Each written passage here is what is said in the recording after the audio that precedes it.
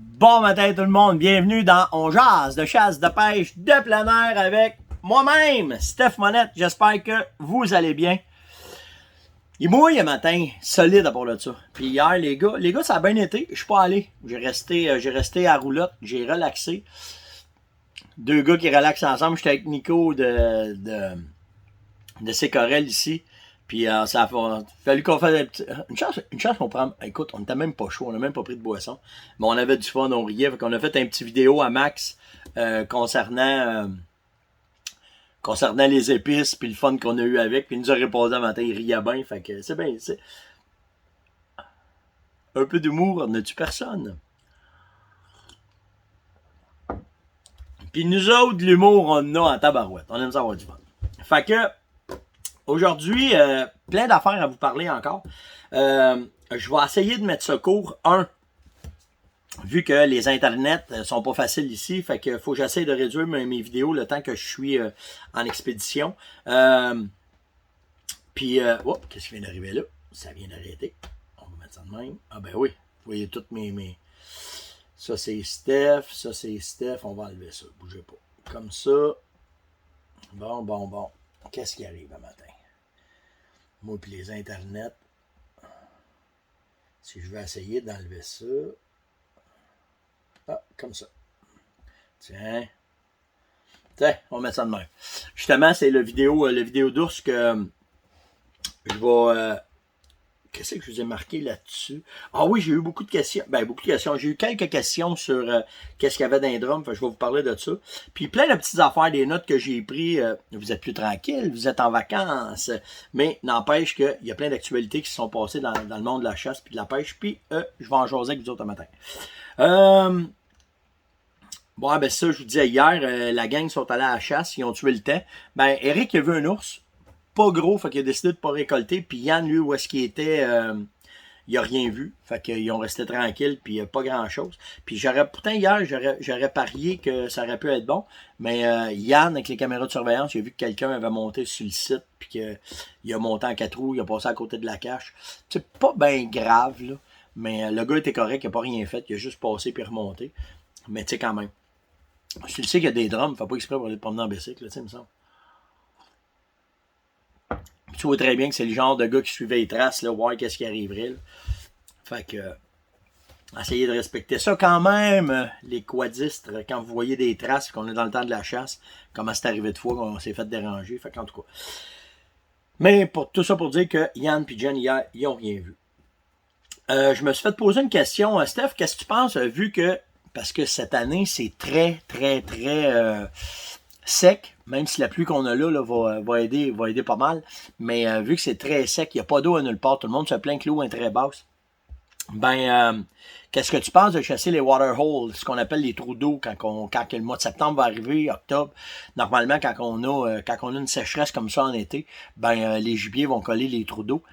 Le problème, ça dépend de où est-ce que tu es, où est-ce que tu chasses. Mettons, quand je chassais dans le sud des États-Unis ou quand je chassais dans le milieu des États-Unis, ben les trous d'eau étaient très intéressants à chasser parce que le soir, les chevreuils venaient se désaltérer. Mais au Québec, on a tellement de lacs, on a tellement de points d'eau que c'est plus ou moins efficace. Sauf que ça revient tout le temps à la prospection. Si dans ta prospection, tu t'aperçois que je ne sais pas, sur tant d'acres ou tant de grandeur de terrain, il n'y a pas d'eau, puis tu trouves un trou d'eau, puis tu vois des traces, ben oui, c'est une place à monter un stand, oui, c'est une place à chasser, parce que simplement, c'est que c'est vital pour eux autres. Fait qu'il faut vraiment qu'ils aillent à ces endroits-là pour pouvoir aller chercher leur eau puis pouvoir réhydrater leur corps. Fait que c'est des affaires à regarder. Sauf que, comme je vous dis, au Québec, il y a tellement de ruisseaux, de lacs, de rivières que souvent, c'est pas aussi efficace que quand tu vas, mettons, aussitôt que tu t'en vas, là, je sais qu'en Pennsylvanie, il y a des fois qu'on chassait au mois d'octobre, c'était effrayant, comment c'était bon les water holes. Fait que c'est à vous autres, c'est bien plus avec votre prospection, mais ça fait partie du checklist à vérifier de ce que vous avez à faire quand vous faites de la prospection. Ben, si ça manque d'eau, ben d'aller voir vos trous d'eau, qu'est-ce qu'ils ont de l'air. Les caméras de surveillance, j'ai eu des questions de Alain, de Pierre concernant qu'est-ce que je mets pour que mes vidéos, que ma caméra brûle pas mes batteries. C'est sûr que, aussitôt que tu mets en mode vidéo, c'est énergivore au fond. OK? Pour vous donner une idée, là, si je mets, mettons, j'ai de l'activité, je vais chercher je vous dirais à peu près entre 45 et 100 vidéos là, de 1 minute 30, là, c'est des longues vidéos, là, comme celui que là en arrière, là, c'est un set de batterie. OK? C'est des. Je vais passer 8 piles d'une claque. Fait que c'est pour ça que soit d'aller chercher des power packs qui sont rechargeables au solaire, c'est intéressant. Ou il y a aussi des adaptateurs de petites batteries 12 volts que vous mettez au sol avec un fil, que vous pluguez après, que vous allez chercher. Mais personnellement, j'aime mieux les recharges solaires que Bolly fait, là, que c'est un petit racking que tu montes dessus. Je t'apprends à les tester. C'est vraiment intéressant. C'est vraiment... sur l'achat, tu le payes, mais c'est pas bien long. Calculez-les, là. Si tu fais des sites d'ours puis que ça bouge le moindrement, là, c'est quasiment 8 batteries par jour. Fait que ça va vite flamber un 20, un 30, un 100 piastres. Fait que ce genre de setup-là avec la batterie puis le panneau solaire, ben ça fait que vous allez économiser puis votre caméra marche tout le temps. Après ça, l'autre affaire qu'il faut vérifier, c'est la carte mémoire que vous allez mettre dedans. Fait que on roule avec du 32 GB over maintenant là, dans la caméra, mais je vous parle juste de vidéo parce que c'est très énergivore. Puis le but, c'est de vous amener le plus d'informations possible avec les caméras parce que la qualité des caméras Bolly, je vous le dis là, les vidéos, je fais 2 vidéos que je vous mets des ours, des réactions d'ours que je trouve intéressantes à vous montrer. Puis c'est malade, là, c'est vraiment malade la qualité des caméras. Fait que, mais de l'autre bord, ben ça vous prend des systèmes pour pouvoir pas manquer de batterie. Là,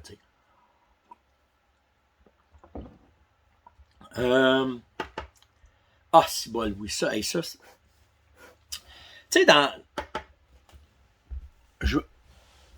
je recommence. Dans tous les médias sociaux que j'ai plus de haters. OK? Les haters, là, c'est ceux qui viennent te donner de la merde pour n'importe quoi. La majorité, je les ai enlevés. OK? J'aime mes médias sociaux, puis si tu as le droit à ton avis, mais si tu me brasses, c'est pas long. Moi, jusqu'au baseball, puis au baseball, tu as 2 strikes, moi, dans ma gang. Fait que si tu manques de respect, c'est pas long que je te barre, OK? Mais hier, j'en ai eu un, ça a frisé un peu ça a frisé. Il a été sur le bord de se faire barrer, mais j'étais patient hier, j'étais de bonne humeur, puis ça allait bien. Fait que j'ai quand même échangé avec lui. Puis le gars, il est tentant parce qu'il trouve que l'industrie offre de la surconsommation. Puis là, on parlait des salines. Là, il me disait, c'est pas bon, les salines, pas obligé de faire ça, tu peux juste prospecter. Tu sais, c'est bien correct. Je vis bien avec ça. Là. Puis il y a bien des places que j'ai chassées, moi, que j'ai pas eu le temps de faire les salines, puis j'ai pas eu le temps d'empâter, puis tu rentres dans le bois, puis tu trouves les signes, puis tu places les trails, puis tu chasses comme ça. Mais ça, c'est une technique. Il y en a 5000 techniques.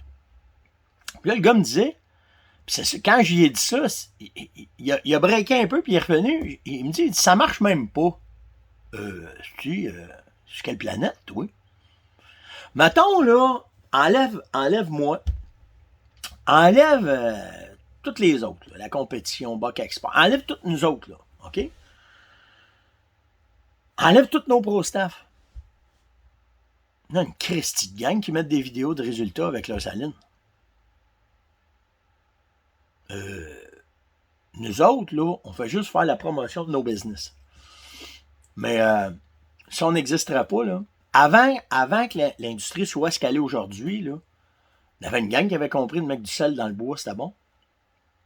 Nous autres, ce qu'on a fait, c'est qu'on a fait des études, on n'a pas fini, on est arrivé avec des produits qui allaient chercher plus les carences des gibiers pour donner plus d'achalandage. Mais on était là, on n'invente rien. Hein. À Matane, là, les sources sulfureuses, là, les orignaux collent là-dedans. Ça part de là. Puis si tu regardes l'urine, c'est la même affaire. Là.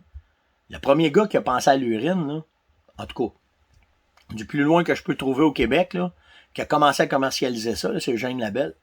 Puis Eugène, là, la façon qu'il avait trouvé ça, là, c'est parce qu'à l'époque, quand il bûchait le parc La Vérandrie, là, il bûchait ça au Godon d'or, là, je me souviens, je sais pas comment ça s'appelle, là. Ah, si.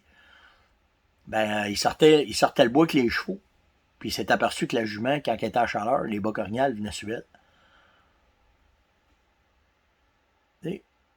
Nous autres, okay, on en a fait des business, on a poussé l'étude, on a poussé les affaires. Ça, c'est correct, ça, je vis bien avec ça, là.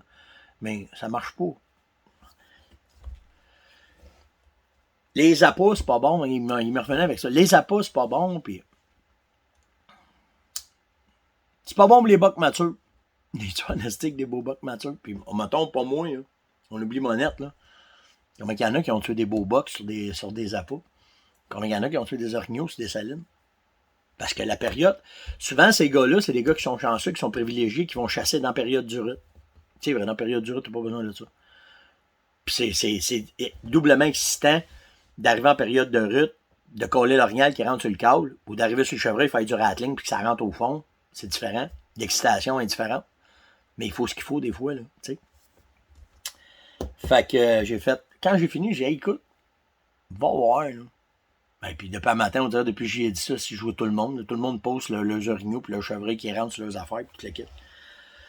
On a le droit, par exemple, de se raffiner, on a le droit d'augmenter la qualité des produits, puis ça, ben, c'est notre job à nous autres de faire ça pour que vous autres, vous ayez du succès. Mais, fait qu'en tout cas, je l'ai pas barré, François, mais faut pas qu'il revienne à la charge, parce que c'est ça. En tout cas. Là, il pleut. OK? C'est excellent pour vos salines. Pourquoi? Parce que là, ce qui va arriver, c'est que vos souches, vos bio, vos poteaux vont couler. L'eau va faire que ça va faire sortir la qualité des produits, puis là, ça va être bon. Fait que là, vous devriez avoir une augmentation d'achalandage sur vos salines. Puis là, bon, on approche, là, tu sais, on arrive en juin, juillet. C'est le temps de réactiver vraiment parce qu'on a 4 à 6 semaines de fête de plus que les autres années, normalement, à cause du printemps qu'on a eu. Fait que c'est le temps de penser à réactiver vos salines, par remonter vos affaires. Puis ça prend pas beaucoup de stock là, pour mettre ça encore plus actif jusqu'à temps qu'on arrive à la période de la chasse. Fait qu'on rentre là-dedans. Là. Fait que c'est vraiment le temps de réactiver. Si vous avez des questions, là, by the way, là, faites juste m'écrire. Ça va me faire plaisir d'essayer de vous enligner et de vous aider là-dedans. J'arrive à 12 minutes. Une affaire qui m'a touché hier, National Geographic a fait un article sur les chats domestiques en forêt. On parle de 4 millions d'oiseaux par année qui sont tués par les chats. Et là, en voulez-vous un débat qui va faire capoter le monde? Il se posait la question, il faut-tu les enlever? Ça fait longtemps, nous autres, qu'on le sait qu'en trappant, on attrape souvent des chats sauvages, des chats domestiques qui sont dans le bois. Puis ça, là, nous autres, dans Laurentides, on voit ça souvent. Les madames, là, ils louent des chalets pour l'été. Ils ont un chat parce qu'ils veulent pas avoir de souris dans la maison. Puis quand l'automne arrive, ils lâchent le chat dans le bois. Ça, c'est malade pour la perdrix, le lièvre, les oiseaux, tout. On parle de 4000 oiseaux qui peuvent tuer dans une saison un chat. Ça fait 10 oiseaux par jour quasiment. 15 oiseaux par jour. Fait qu'il se pose la question, devons-nous contrôler plus? C'est une question de la mort. Hein?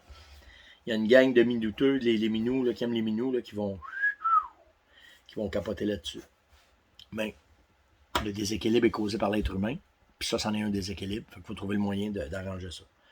Hey, je termine avec, parce que je vais buster, puis c'est vraiment trop long. Là. Je vais revenir avec la question des barils là, demain matin. Là, je vais parler de ça.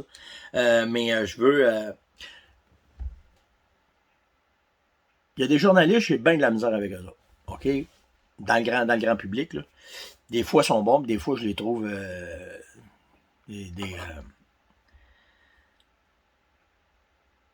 des chouclaques de béton. Là. J'ai bien de la misère avec ça. Sauf que hier, Stéphane Laporte, qui est, pour moi, je le trouve très citadin, mais quand même, le gars fait la job. Là. Mais hier, il a touché... l'accès aux berges, ça commence à toucher la population au complet. Oh, pas juste les pêcheurs. Parce qu'ils sont aperçus que les petites familles qui veulent utiliser le bord de l'eau à Montréal, dans l'Outaouais, dans Laurentides, dans le Canton de l'Est, pas facile. Il est en astique après la CEPAC qui cherche 18$ pour aller sur le bord de l'eau. Quand que la majorité des provinces canadiennes, ça coûte. On l'avait dit, ça fait un bout qu'on se bat contre ça. Ça fait 3 ans, moi, je me bats à gueule pour l'action plan d'eau. Ils disent que les municipalités font les choux gras des gros payeurs de taxes qui sont sur le bord des lacs. Ils sont après privatisés. Puis là, cette année, hey, vous payez un méchant beau trip. Là. Puis je dis pas ça là, parce que je te cite. Là. Mais cette année, vu que l'eau est basse, là, tu pars le matin, là, tu montes chez Sécorette, tu te loues soit un canot, tu te loues soit une chaloupe. Tout dépendant de ton budget, OK? En canot, c'est du jus de bras, puis en chaloupe, c'est en moteur. Mais tu n'as pas besoin de faire 26 heures d'embarcation. Tu fais que passer à la pointe. C'est des plages et des plages et des plages à perte de vue cette année sur le Kamiko. Vu que l'eau est basse. Fait que tu veux vraiment triper avec les enfants sans que ça te coûte la peau des fesses. Tu arrives ici, tu te un petit canot, là, tu pars avec les enfants, tu traverses. Tu veux juste, les enfants vont capoter. Tu n'es pas obligé de partir sans expédition. Juste aux enfants, ça va faire un pique-nique spécial. Tu arrives ici, on est collé sur Montréal, on est collé sur Ottawa, là, les gens qui écoutent. Tu arrives ici, tu te loues un canot, puis tu pars au bout de la pointe. Les ceintures, ils ont toutes. Là. Pas besoin d'être un house, tu es sur un réservoir. Fais attention au vent. De toute façon, Nicolas va vous parler, va vous dire comment est-ce que c'est. Tu n'as pas besoin d'aller loin. Là. Tu fais juste passer à la pointe, tu fais le tour. Il y a une baie de sable. Tu vas être tout seul.